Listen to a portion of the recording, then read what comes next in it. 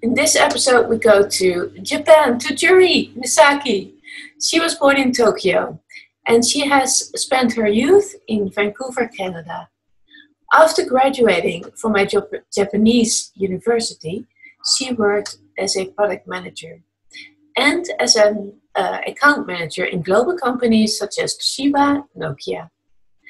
At around the age of 30, she encountered the book by Dr. Elaine Aron to identify herself as a highly sensitive person and also as a high sensation seeker in HSS. So, taking 15 years to totally accept what high sensitivity meant for herself, she chooses to live an authentic life as an HSP. And currently she works as a career coach in Japan, supporting HSPs and introverts. And she also published 2 books on high sensitivity, on career and boundaries. And she has also helped other authors with the books on high sensitivity in Japan. So everyone, here is Juri Misaki.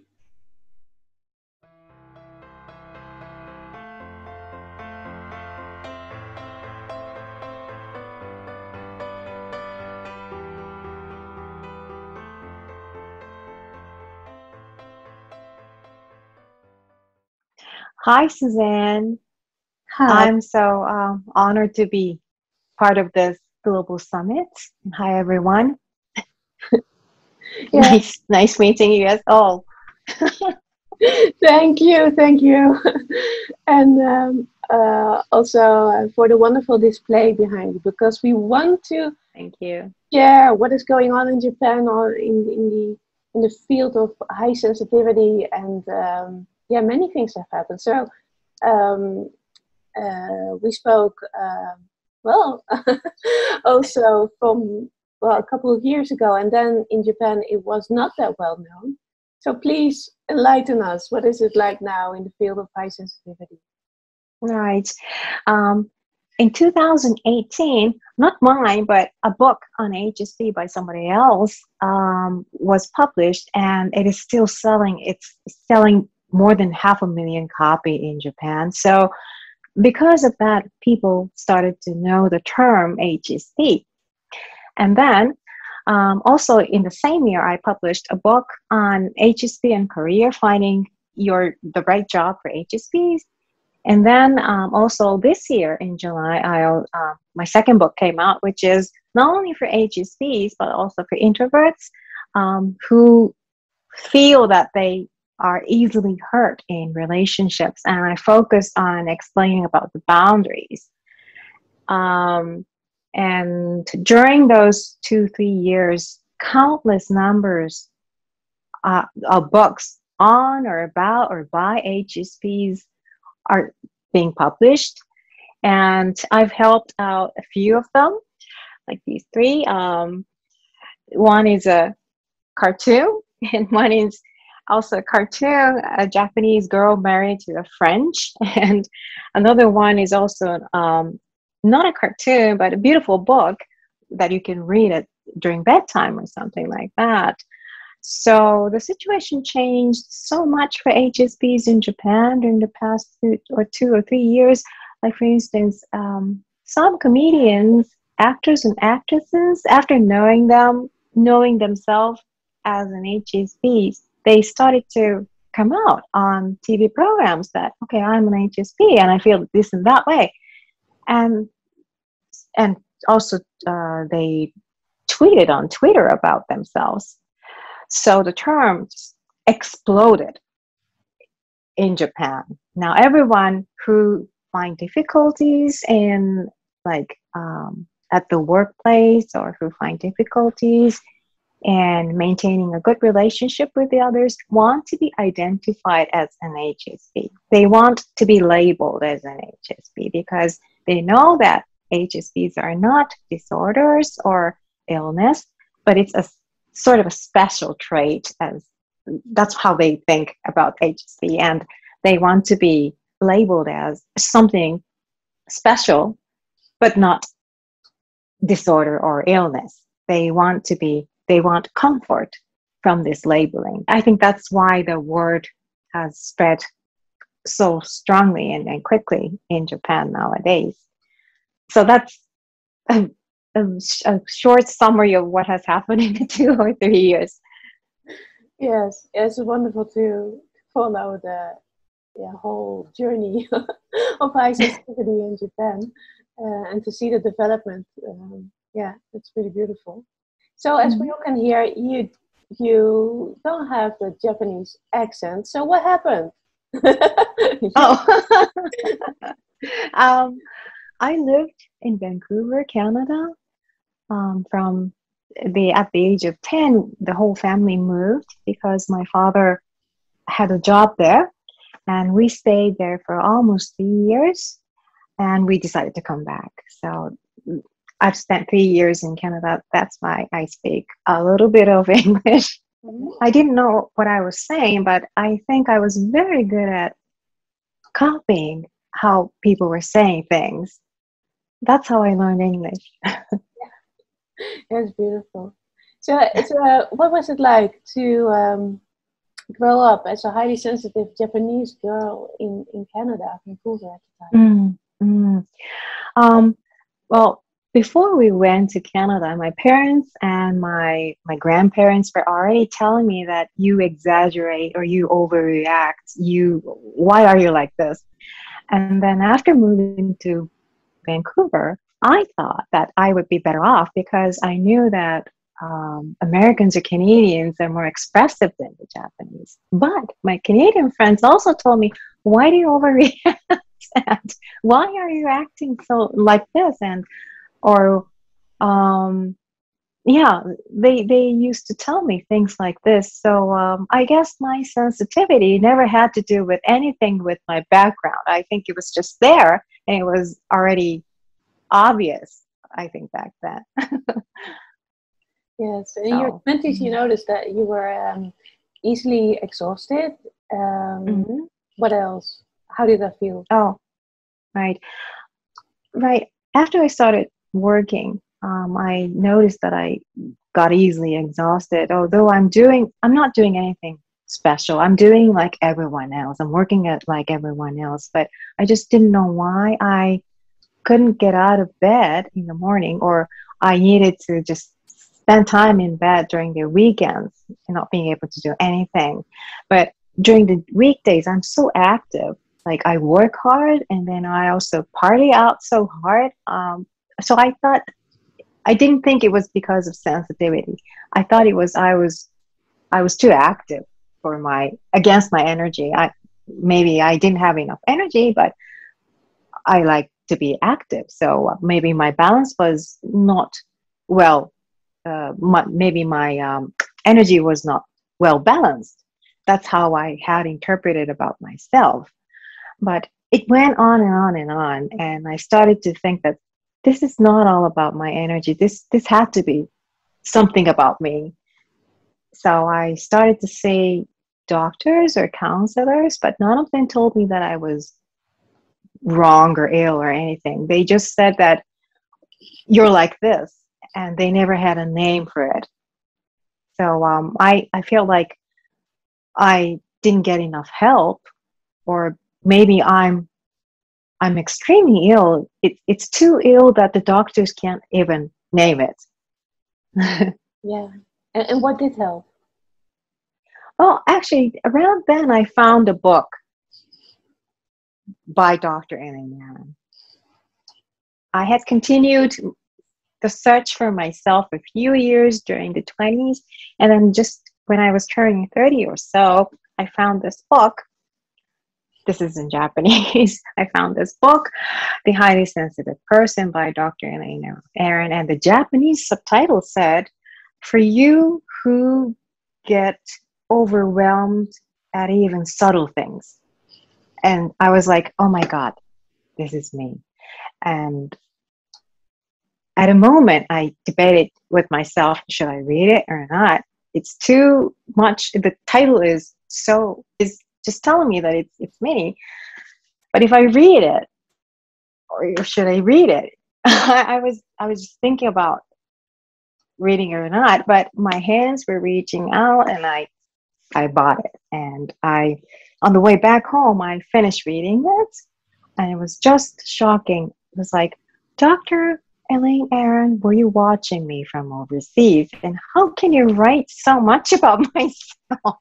And you have all the answers to my questions about my life, even about work and even about my relationship issues and things. So I was extremely impressed. But after finished reading this book, I was also scared of accepting my sensitivities, because I realized after reading this book, I realized that I tried to hide. I've been trying to hide my sensitivity. I've been trying to act like everyone else. And that's how I got my career, my current social status and things. And I was like, I'm not going to give up on them. I am not going to let them go. I want my job. I want my current friends, my relationship. I want everything that I worked so hard to get. So I'm not letting them go. So I am not going to admit myself as a highly sensitive person. I decided to do so. So I went to the bookstore and the secondhand bookstore, and I sold a copy of the highly sensitive person, the book on highly sensitive person, and they decided to forget about it for a long time. But I returned to this book later on. Yeah. And did you also find the questions about interacting with friends, for example? My friends were like saying, okay, why do you get exhausted so easily? You were having fun with us last night, and like, we're okay, but why aren't you okay? Anything wrong with you? Or up and down. Many times, up and down, right? Many times I would make a promise to go out with my friends, but probably the day or two before that date, I had to cancel it because it was just too much for me. I didn't know why, but it was just too much for me, and I had to come up with many excuses and had to cancel it. So my friends were like, okay, are you friends with me, or what? Are you what are you? Are you serious? Or I had those kind of reactions from them. So they didn't like the way I was very active and suddenly so silent and in a way introverted. They just couldn't understand it. They couldn't understand the gap I had. And because my friends were reacting like that, I thought my friends were not really accepting me as I am. So I started to feel, I felt like I wanted to withdraw from everything, just about everything, work, relationship, friends, and be alone for a while. Yeah. I still wanted to hide my sensitivity back then. So I wasn't sure I didn't know what I was doing. All right. I was totally confused about myself. Yes. So in your mid-30s, there was another transformation. So I was working so hard, very hard, and like I would spend overnight to finish the reporting or whatever documents that had to be done. But I got too exhausted and started to think that maybe this is not what I want to do. I want to live like a human being. I could work like this, like maybe I could work like this for another few years or so, but I felt like I was going to die if I continued to do so. I felt that I was getting mentally imbalanced and sort of ill. So I just knew that I had to stop it. Mm-hmm. Can you give us a few examples of that?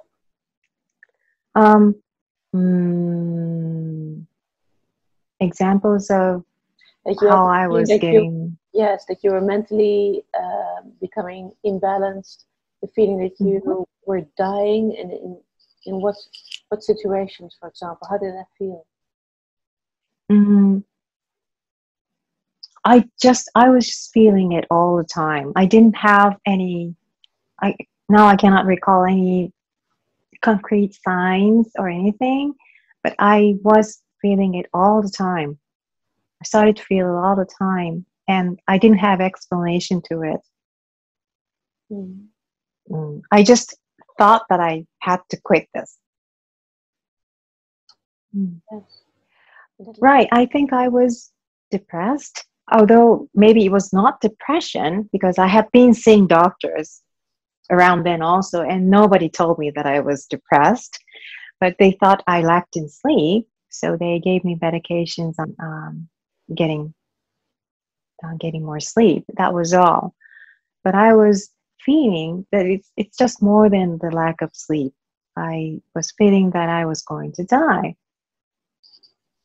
So I didn't know what it was. Yeah.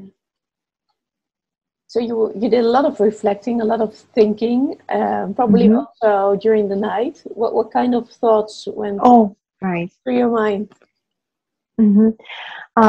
Like I would lie in bed during the evening after a long day's work, but still wonder about what I could have done better during daytime. Like I should have chosen this word or this expression, or I should have chosen this opportunity to come up with a suitable word, or maybe I should have dressed in a different way so that I wouldn't outstand in the group. And I was reflecting on myself too much and never came to a conclusion. That was really painful. Yeah. Well, many highly sensitives can relate to that. So how did the book of Elaine Aron popped into your life again for the second time? Right.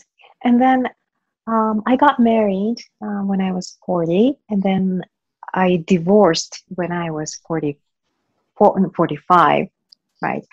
And when I got divorced, actually my ex-husband had some personality disorder, now that I know.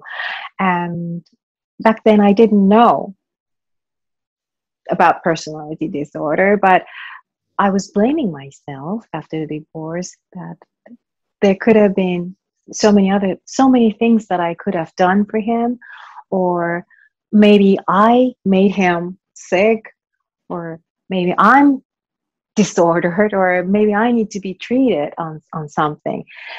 And then again, I saw doctors and counselors, and nobody told me that I was ill or anything. And at one point, I remembered about Dr. Elaine Aron's book again, so I bought it back. I bought this book back. And when I read it again, I just had to admit it that, okay, this is me, and I cannot do anything about it. I just have to accept it. So I surrendered to the concept of highly sensitive person. You truly surrendered because you were in the midst of a partnership that ended at the time, and also looking for a suited career, not somewhere where you have to commute for an hour, for example, like 2 hours a day as a highly sensitive person when you're totally exhausted, and then you still have to work. So the work that you're doing now is something that you wish you had at the time, that there was a career consultant that also understood the way of partnerships in Japan. Right. Yes, I wanted to have someone like what I do now when I was in my mid-30s, because career is something extremely, extremely important to me.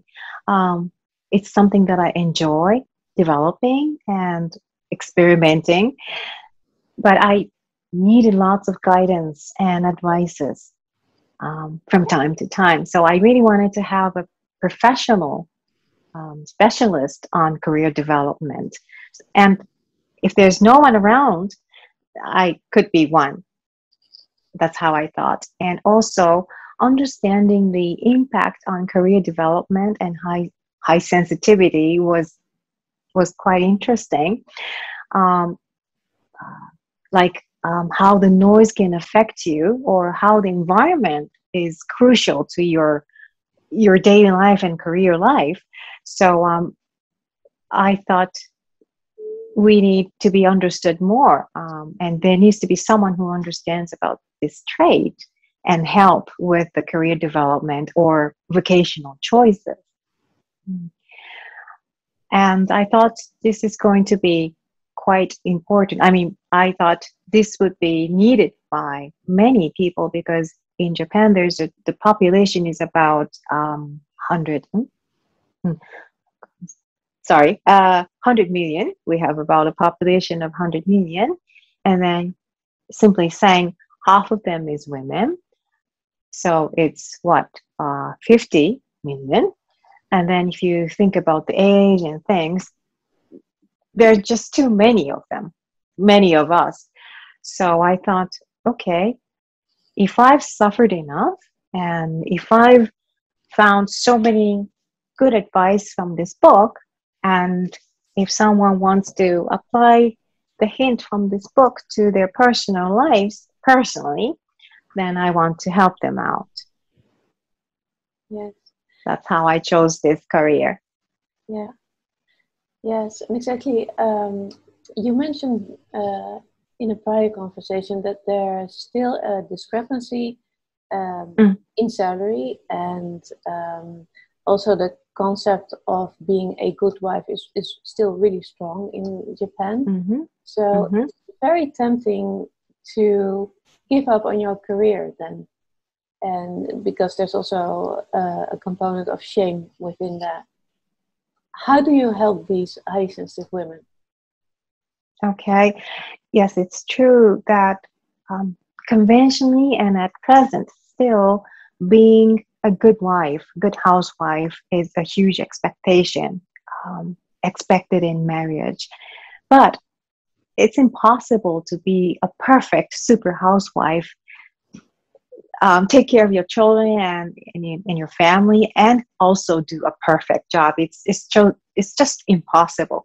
So I want to encourage highly sensitive women that now you have a choice, actually choices, many choices, and that you do not have to conform to the conventional thoughts or ideas of a perfect marriage and perfect housewife and a perfect superwoman, super career woman.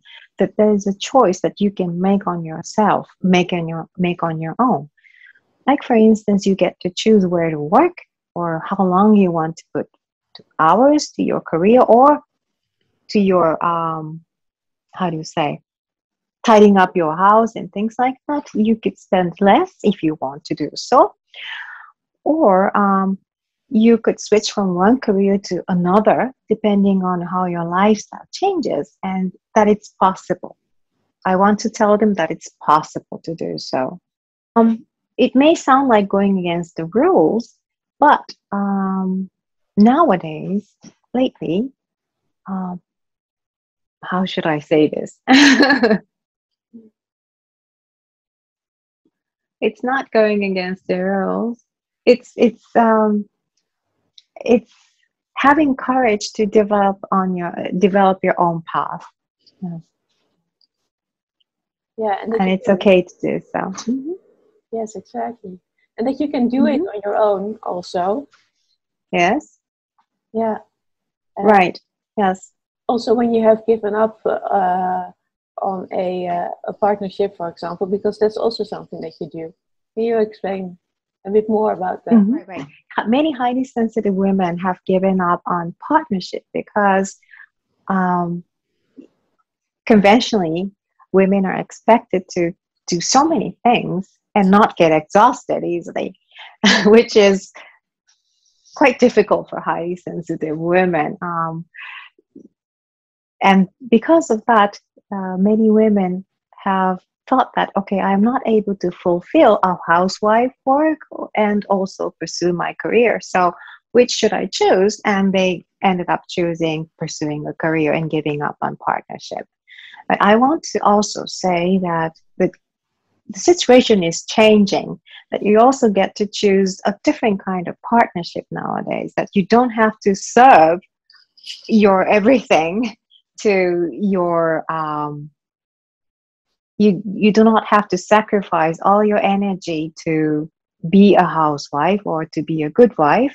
That there are some, not too many, few, but there are for sure some men who expect an independent kind of relationship, that they do not want to be taken care of by housewives. They want to be on their own, and they expect their partners, their wives, to be on their own too, and build a trusting relationship. So I want to open up some opportunities for both men and women who are highly sensitive to develop maybe a unique but very comfortable style of marriage or partnership. Yes, That is very important. Yes. Mm-hmm. So, what are you most proud of? Being a highly sensitive person. Oh, most proud of.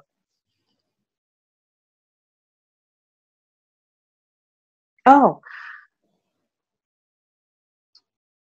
probably I enjoy my life so many times more than the others do. Like I taste things so deeply. I sense things so deeply. I feel like I'm living few more times. How should I say in English? I'm feeling like I am living this life like 4 or 5 times fold than the others, and I like it. Yeah, that's wonderful to hear. Mm-hmm. Yeah, what would you like to say to the highly sensitive women from all over the world? What is your message? Mm-hmm. Oh, please don't give up on life. If you feel like you've given up on something or you've sacrificed something because of your sensitivity, because you feel too much, you feel overwhelmed with life, but you can choose to feel less overwhelmed, and you can choose to do whatever you want. But it could be your own way, which may not be the same as the others, but you can still develop your own way and enjoy life. So let's go and enjoy life. Exactly. Well, thank you so much, Juri. And Yes. yeah, for and please continue with all the wonderful things that you do in Japan. Thank you. Hi everyone, my name is Juri Misaki. I am a highly sensitive woman and a highly sensation seeker in Tokyo, Japan.